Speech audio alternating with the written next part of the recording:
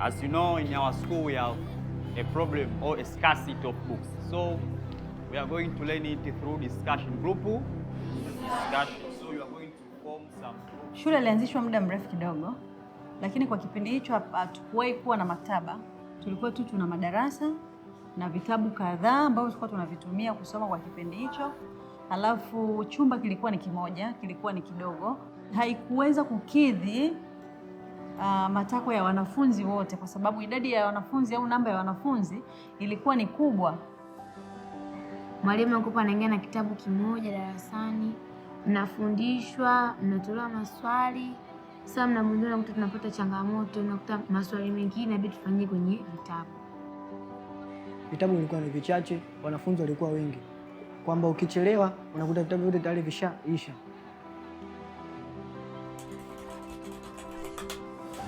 Maktaba ina nafasi kubwa sana, hasa kwa wanafunzi ambao wanasoma.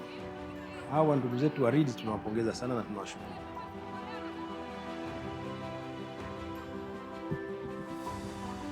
Umuhimu wa maktaba kwa shule yetu hii, kwanza inaongeza ufaulu. Kwa hiyo inabadilisha matokeo, vile imebadilisha haiba za watoto, vile inabadilisha mpaka na nidhamu. Maktaba imenisaidia kuongezeka maksi zangu za ufaulu.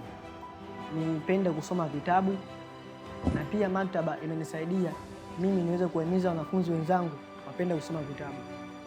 Usomaji umeniongezea ufahamu mwingi kwa sababu nimepunguza marafiki wale ambao wasiopenda kujituma.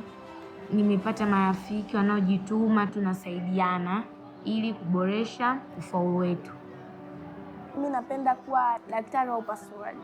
Nadhani maktaba itanisaidia kwa sababu vitabu huwa vipo vya kutosha. Yaani unasoma mpaka mwenyewe yani unasikia la huku na daftari, ka notebook, kitabu. Yaani ni raha sana.